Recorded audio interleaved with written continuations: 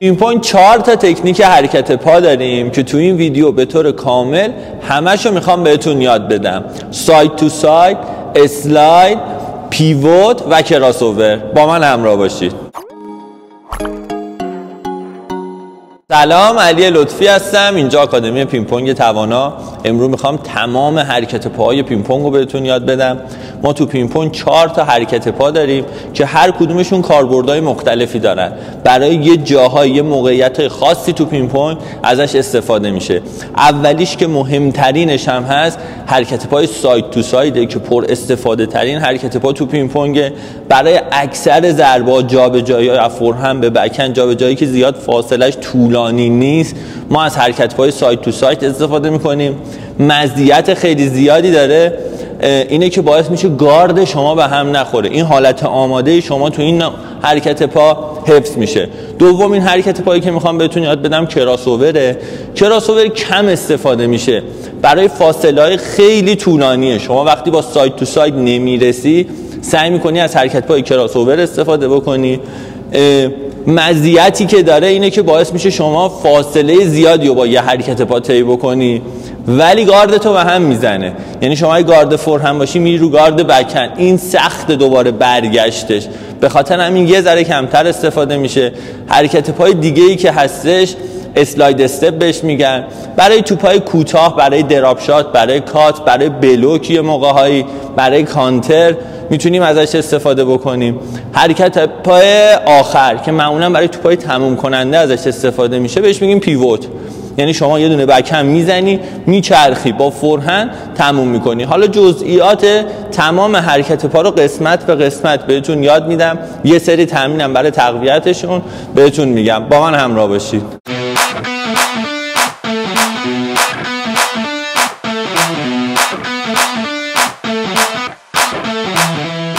خب اولین حرکت پایی که میخوام بهتون یاد بدم ساید تو سایده. خیلی پر استفاده و مهمه. کلی باید روش بدنسازی بکنیم، کار بکنیم، تمرین بکنیم که این کامل برامون جا بیفته. حالا برای تکنیکش، برای اجراش کاری که باید بکنیم وقتی گارد آماده رو گرفتیم به سمت چپ که میخوایم حرکت بکنیم، ببینید کلا حواستون باشه به هر سمتی که میخوایم حرکت بکنیم پای مخالف باید حرکت بکنه. به سمت چپ که میخوایم حرکت کنیم پای راست میاد حرکت میکنه. به سمت راست که میخوایم حرکت کنیم اول پای چپ حرکت میکنه. چه اتفاقی میفته اگه پای موافق رو حرکت بدیم؟ پاتون باز میشه. این باعث میشه گاردتون به هم بخوره. به خاطر این برای اینکه پا باز نشه ما با پای مخالف حرکت میکنیم. و اینکه این نمونه‌ای که الان بهتون یاد دادم نمونه مبتدیشه. برای بازیکنایی که تازه شروع کردن استفاده میشه. برای سطح بالا ما دیگه پاها رو به هم نزدیک نمی‌کنیم. از مچ پا استفاده می‌کنیم برای حرکت کردن. این باعث میشه سرعتمون بیشتر بشه. بریم که چند تا تمرین برای تقویتش بهتون بگم.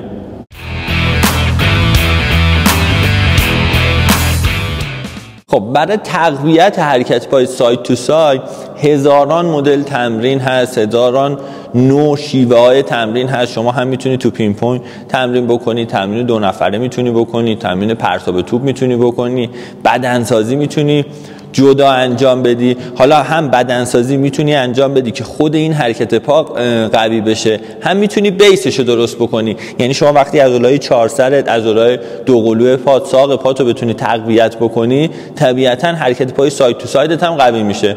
حالا من به طور کلی خلاصه چند تا تمرین پینگ پونگی میدم، 1-2 تا تمرین بدنسازی میدم، ولی بیشتر رو طبیعتاً مربیاتون میتونن کمکتون بکنن. با طراحی‌های تمرینی که میکنن براتون میتونید تقویتش بکنید. یه تمرین ساده برای مبتدی‌ها که میخوان حرکت پای ساید تو ساید رو تمرین بکنن، یه دونه فورهند بزنن، یه دونه بک‌هند. حالا چه فورهند تابش چه بک‌هند تابش، مهم حرکت پاه. من از هول فورهند استفاده میکنم. یه دونه هول فورهند حرکت پا، یه دونه هول بک‌هند که 2 تا گوشه میزو بتونید پوشش بدید. یه تمرین دیگه پینگ پونگی که میتونید انجام بدید 2 نقطه است. یعنی یه دونه گوشه میز، یه دونه وسط میز. حالا چه توپ اندازی براتون بکنه، چه حریف تمرینیتون براتون بندازه، شما میتونی تاپ بزنی، حرکت پا بکنی، 2 نقطه رو تاپ بزنی. برای بدنسازیش مثلا برای بچه‌ها میخواید باهاشون کار بکنین یا خود بچه‌ها میخوان تمرین بکنن، میتونید 2 تا سبد گوشه های میز بذارید، وقتی میخواد تمرین رو شروع بکنه قشنگ گارد بگیره، یه دونه توپ از این سبد برداره، حرکت پا بکنه، بذاره تو سبد بعدی، دوباره برگرده. تمرین بسیار زیاده، نفسم گرفت. تمرین بسیار زیاده. مهم اینه که شما پشت کار داشته باشی، انگیزه داشته باشی، اینو هی تکرار کنی، تکرار بکنی که هم تو ناخودآگاهت قرار بگیره، هم بدنت آماده شه، بتونی تو بازی از این استفاده بکنی. بریم برای حرکت پای کراس اوور.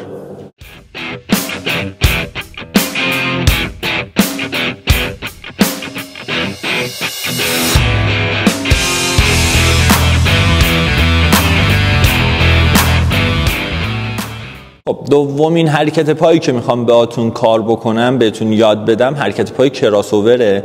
برای فاصله های خیلی دور استفاده میشه، برای توپایی که ما با حرکت پای ساید تو ساید نمیرسیم از حرکت پای کراس اوور استفاده میکنیم. که یه بازیکنی بود کره قهرمان المپیک هم شد، رو سویمین، این حرکت پا رو استثنایی انجام میداد که اصلا یکی از سرعتی ترین بازیکن‌های المپیک هم شدش. حالا برای اجرای حرکت پای کراس اوور شما گفتم برای توپ‌های دور استفاده میشه. توپ نزدیک رو ما ساید تو ساید حرکت پا میکنیم. وقتی توپ خیلی فاصله داره ما میبینیم نمیرسیم، گاردمون رو که گرفتیم فشار رو میندازیم رو پای راستمون. این برای بازیکن‌های راست دسته دیگه، چپ دست راست دست داره، میندازیم رو پای راستمون، پای چپمون رو پرت میکنیم جلو، با پای راست حرکت رو تموم میکنیم. حالا من براتون اجرا میکنم، یه ذره حرکت پای سختیه ولی وقتی که تمرین بکنید به راحتی میتونید انجامش بدید. ببینید فشار رو پای راست، پای چپ پرت میشه، با پای راست تموم میکنیم. دوباره برم من براتون، ببینید دوباره گارد رو میگیریم، فشار رو پای راست، پای چپ پرت میشه جلو، با پای راست تموم میکنیم. حالا نکته‌ای که خیلی مهمه اینه که این کارا دونه دونه نباید انجام بشه.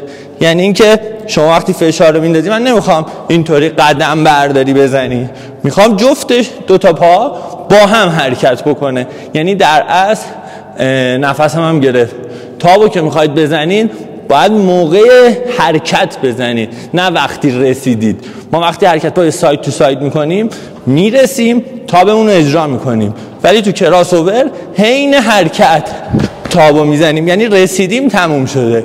بریم براتون اجرا بکنم. خب حالا میخوام حرکت پای کراس اوور رو براتون اجرا بکنم. یکی دو تا بیشتر نمیزنم دیگه من انتظار زیادی نداشته باشید، دیگه پیر شدم. بریم استو، آماده؟ بریم. ببینید اول پای چپ، بعد با پای راست تموم میکنم. دوباره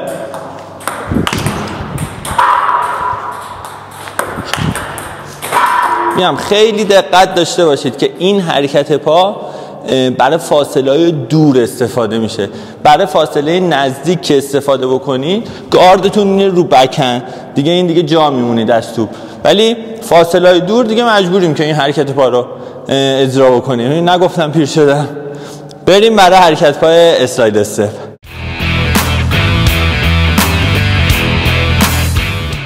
خب حرکت پای بعدی که میخوام بهتون یاد بدم اسلاید استپ بهش میگن.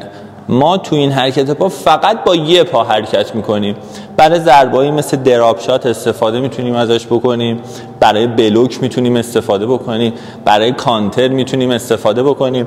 حالا چطوریه؟ وقتی که گارد میگیریم، برم این ورش کار نداره، وقتی که گارد میگیریم توپ که رفته جلو فقط با یه پامون، پای راستمون حرکت میکنه، دراپ شات میدیم. برای دریافت این حرکت پا خیلی استفاده میشه.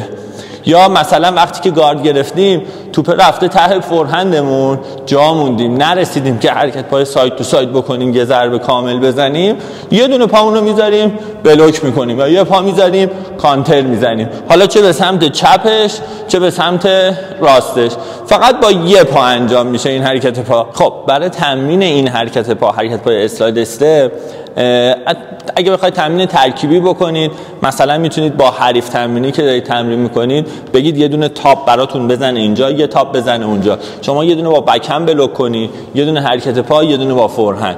این یه تمرین ترکیبیه. اگه مربی داره براتون توپ میندازه، مثلا میتونه یه دونه دراپ شات بندازه، شما بری دریافت بکنی، کات بدی، همون توپو بده تو فورهندتون، شما های لوپ بزنی، بعد بری پشتش کار بکنی. میگم تمرین بسیار زیاده. برای تمرین کردن اینا بیشتر سعی کنید از مربیاتون استفاده بکنید، اونا تمرینای متنوعی بلدن.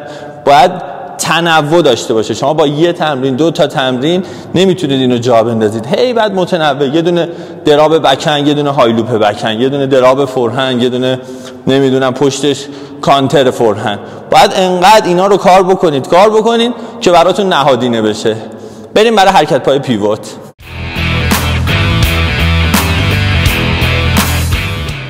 خب آخرین حرکت پایی که میخوام بهتون یاد بدم بهش پیوت میگن. تو ایران معمولا بهش میگن چرخیدن، پیچیدن. یعنی چی؟ یعنی اینکه شما قسمت سمت چپ میز رو ما معمولا بکم میزنیم دیگه. وقتی بخوای بچرخی فورهند بزنی از حرکت پای پیوت استفاده میکنیم. حالا پیوت خودش 2 تا دسته داره، یعنی هم میتونی با یه پا بری، هم میتونی یه دونه حرکت پای ساید تو ساید بری. یعنی چی؟ یعنی وقتی که بکن تابو میزنی، توپ اومده اینجا، میتونی یه پا تو بذاری عقب فورهند بزنی. این واسه زمانیه که نرسیدی یا توپ وسط اومده. هم میتونی وقتی که بکند رو زدی یه دونه حرکت پای ساید تو ساید بکنی، بیا این ته بکند تو فورهند بزنی. بریم که برای اینم یه چند تا تمرین بهتون بدم. خب برای پیوت تمرینی که میتونید بکنید تمرین ساده، از همینجا یه دونه بکن بزنید، یه دونه فورهند که میتونید از اون ساید تو سایدش رو تمرین بکنید. حالا یا بکن تاپ یا هول بکن. ببینید یه بکن تاپ، یه دونه ساید تو ساید، یه فورهند تاپ. همینو با هول هم میتونید بزنید، یه دونه هول بکن، یه دونه هول فورهند. حالا برای اون یکی اسلاید استپش، یعنی یه قدمیش هم میتونید یه دونه توپو اینجا بندازن، یه دونه وسط براتون. یعنی شما یه دونه بکن تاپ بزنی، یه پاتو بذاری عقب، یه فورهند تاپ، یه دونه بکن تاپ، یه پاتو بذاری عقب، یه دونه فورهند تاپ. حالا برای سطح بالا کاری که میشه کرد دیگه، اینا رو باید با هم ترکیب بکنید. یعنی پینگ پونگ که فقط قرار نیست توپ بیاد اینجا، ممکنه جلو بیاد، عقب بیاد، دور بیاد، نزدیک بیاد. برای تمرینش دیگه این میشه هنر مربی شما، براتون طراحی تمرین بکنه، کوتاه بده اسلاید استپ حرکت پا کنید، بچرخید پیوت حرکت پا فورهند بزنید، کراس اوور برید ته فورهند و فورهند تاپ بزنید. خب من سعی کردم تو این ویدیو تمام حرکت پا رو بهتون حالا به صورت خلاصه آموزش بدم، ولی نکته‌ای که باید خیلی بهش دقت بکنید اینه که دونستن اینا کافی نیست. لازم هست ولی کافی نیست. شما باید تمرین بکنی، بدنسازی بکنی، مدام پرتاب توپ بزنی، تمرین 2 نفره، هی رو اینا تمرکز بکنی تا اینا برات نهادینه بشه، بتونی تو بازی ازش استفاده بکنی. دیگه با فشار کمتر به توپ برسی. اصلا تکنیکو ما یاد میگیریم که دیگه زوری حرکت پا نکنیم، به بدنمون فشار نیاد، با یه فشار مناسب به همه توپا برسیم، بتونیم کل میزو پوشش بدیم. مرسی که تو این ویدیو با من همراه بودید، مرسی که حمایت میکنید و تمام.